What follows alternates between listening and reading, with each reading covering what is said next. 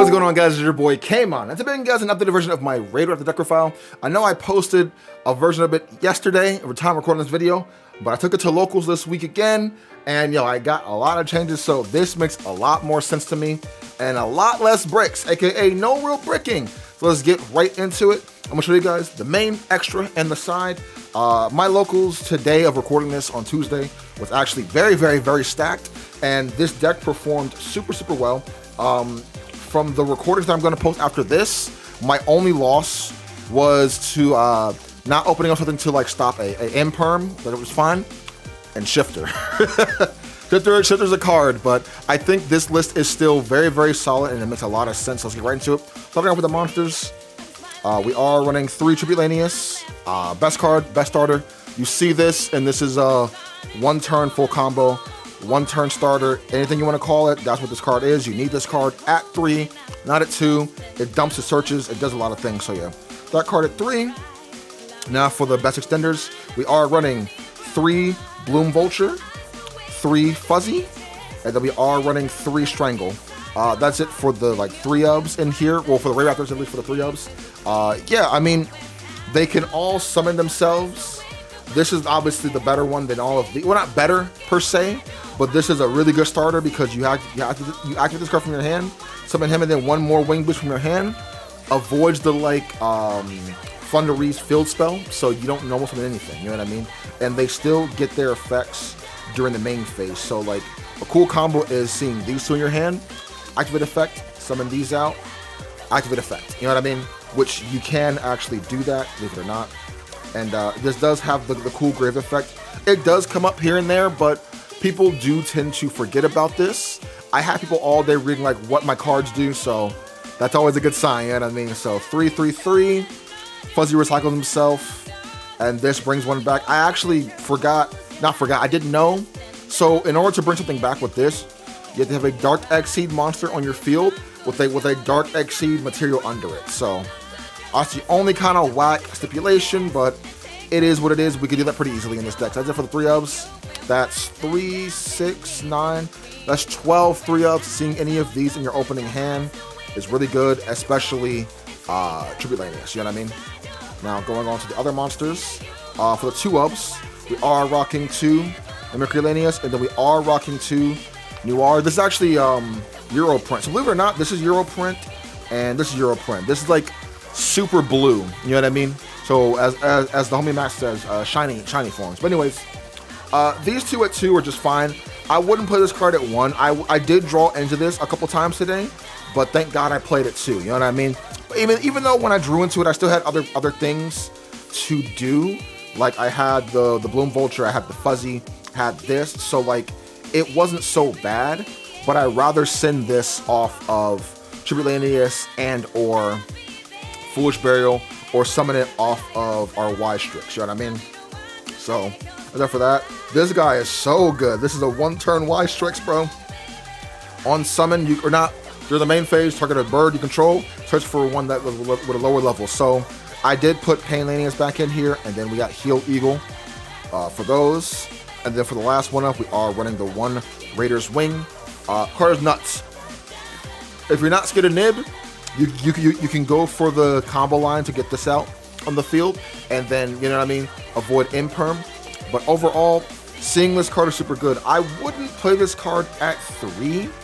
I saw some builds play this card at 2 or 3, but I think playing this card at 1 is just fine.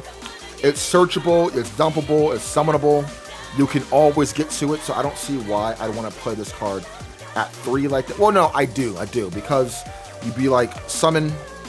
Here's the thing, if you open up with just these 2, you can't summon anything, you know what I mean? You can't do this, but, well, no, these 2 are still common. You can go normal summon, effect, search this out, summon out here, effect, and, summon 4 Strix, search Fuzzy, activate this, summon Fuzzy, overlay, you know what I mean? You could do that, sure, but, yeah, I don't know. I like this card at 1. I never bricked on it. When I did need it, I went for it, and it came off tremendously. So yeah, just that is it for the Raidraptor monsters. Raiders Wing is actually really good. I definitely recommend you playing that card, in my opinion. Now for the other 3-ubs, we are sticking with the 3 Bird of Perfection some more. I was playing this card at 2 before. Now I'm playing it at 3. If I'm being honest, I did side out at least 1 or 2 of them every game, but I like having the opportunity of having these extra bodies on board, because again, you get 2 level 4s, that's full combo. You know what I mean? So I definitely see why you need to run this card at 3. I felt very good opening up with any of these at least once. So yeah, and again, you can side 1 out if you really want to, bro. You know, it's not that big of a deal. I wouldn't side out any of my Raidraptor stuff in general though. Like, all of these are definitely staying in, but I sided out at least 1 or 2 of these every single game, especially going second, because I'd rather open up my hand traps and like my side deck cards and then be able to play, because again, the deck only needs the 1 card combo to actually go off, and or a amalgamation of wing beasts. So yeah, that's it for that. Just those 3. Everything else is just hand traps now. So we are main decking the 3 Ash Blossom still, and then the 3 Drolan Lockbird, along with the 3 Imperm. These are the best hand traps in the game. If you want to run Valor in here, you can too, but I'm not sure if you guys have noticed, but I'm actually not running Savaris anymore. I'm not running it because I'm actually main decking Crossout Designator. The freaking homie, he said, yo, just main deck this instead. Which I'm just like, it makes more sense, because like, what's the point of me main decking Savaris and siding this, where I can main deck this and hit boom, boom, and boom, because everyone is playing one of these regardless, right? So, sure, Savaris still helps against this, but so does this. This helps against this, this helps against this, and this. And Call by, etc., etc. So, pretty good. So yeah, why not just main deck this? And honestly, when I saw the card, I was lit. I was lit. I was never afraid, never upset. I was like, oh cool, we got Crossout, we're good to go, we can play. So yeah, I mean, I like it. I like this amalgamation of hand traps plus the Crossout in the main. I think it works tremendously. I definitely recommend playing Crossout in the main over not playing Crossout, because I know people side this card, but why not main it, especially if you're main decking 9 other hand traps. You know what I mean? This is always allowed to either protect you or be offensive versus your opponent, so it makes more sense to do that. As it for the monsters, everything's just spells. It's just pretty much just 1-ubs now. So obviously, the 1 Foolish Burial, another 1 card starter. You can go Foolish Burial into Mimicry. Sorry, not Mimicry. Yeah, Mimicry search Tribute Lanius, summon Tribute, send Fuzzy search itself, overlay Raider's Knight.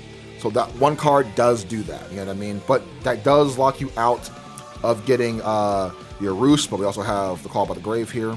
Call the Grave, and then Roost, and then for the rank ups, we are still playing the 1 Skip Force, obviously the best one, the 1 rank up matchup Raidraptor's Force, and I am actually still rocking this card. Sure, it was a side out card every game, sure, I guess, but it did come up. It comes up a lot for me. And the last card out is obviously the 1 Glorious Bright. I think this card is sick. Can't not just not play, you know what I mean? But yeah, people should actually start running this card. This is actually the 41st slot, so if you don't want to run this, run it just like this, and this makes a solid 40 cards overall, you know what I mean? But yeah, there has been many times where I would like open up this or open up this, so then I can actually search this out, set this card if I really want to, and then activate it. This, like, bro, I'm telling you, I think there was like 1 duel where like I had this in my hand plus this. We were lit. We were not losing that game, bro, because again, believe it or not, our boy here, also Europrint, our boy is not once per turn, so keep that in mind. So yeah, that is it for the main deck. A solid 41 cards. I cut down on a lot of stuff now, so it's not 42, not 43, it's 41 specifically. Again, if you do not want to run this card, don't have to, but me, I like running this card. I think it's super good. So let's go on to the extra deck. Did not change anything crazy from the first build. So anyways, for the links, we are running 2 Wise Tricks, and then obviously the 1 SP Little Knight. These, bro, this actually does come up very, very often, so I'm pretty happy that I put the card back in here. I took it out because I was like, bro, I'm not really going to summon this card like that. It comes up a lot, and when it comes up, you're good to go, bro. There's been many times where I would leave the field with just this plus 2 towers and whatnot. I felt so safe. So yeah, SP Little Knight, super, super, super good, bro. Can't take that out. Can't take that out. For the Exceeds, we are playing 2 Force Strix, and then we are playing the 1 Raiders Knight for the Force. I don't think you really need 2. I think 1 is just fine, in my opinion. You know what I mean?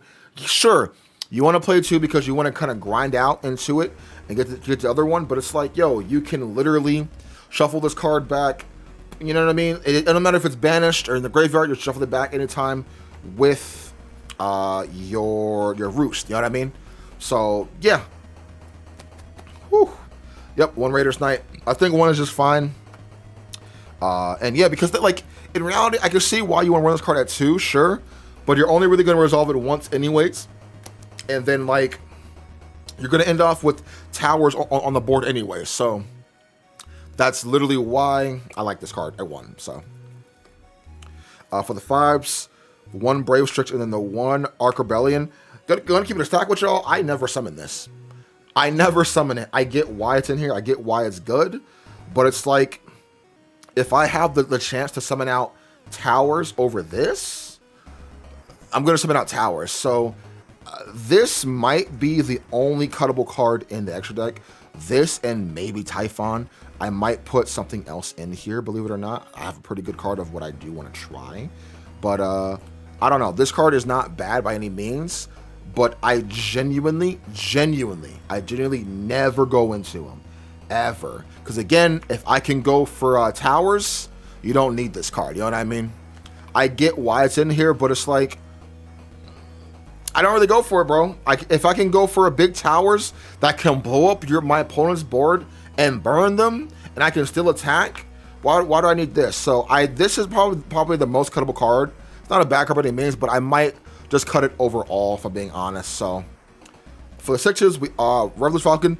This card came up. It came up today in a Duel versus Thunder, and I was so happy I put it in the deck. I summoned in defense mode. On summon, I popped his M-Pen, right? I had 2 more things on the field. I linked those away for Y-Strix, summon out a thing. I used his effect to detach like attack everything special summon. Y-Strix triggered, you know what I mean? So like I said before, I think this card is a sleeper card. It's super, super good. And I low-key want to run the other 6 in here also on top of this. So I might do that. I might do that. I genuinely might cut this card for the Arsenal Raid Falcon, whatever. Raid Falcon. So, but yeah, this card, it did come up. It's so good. Definitely try it out if you want to, bro. For the 7s, obviously the 1 Arsenal Falcon, the best one ever. Well, you only need 1. If it gets banished, it gets banished, but it won't gain its effect if it gets banished, unfortunately. That's the only thing I hate about it, but hey, bro, it is what it is. Only need 1 of. For the 8s, obviously the 1 Cannon Falcon. I love this card. This card is sick. On summon, blow up your opponent's back row. They cannot respond to this at all. Broken. And then you can like lower attacks. It's just good. It's just good overall. For 10s, Ulti Falcon, again, part of the combo that you do go for, so cannot complain too much. 1 Ulti Falcon. The 1 Typhon. Again, it didn't come up today, per se, but in theory, it's good, but if you did want to cut it, you could. Like, Typhon and this are the 2 most cuttable cards in this deck, in my opinion, but I would cut this over Typhon any day, because, like, there are times where Typhon does actually come up, and I do like Typhon in here, so Typhon's okay.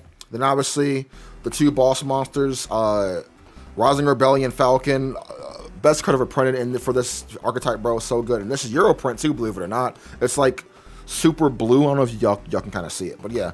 2 of these, I mean, it's cool, bro. Good card, blow up. Your opponent can't do anything because it's unaffected by everything.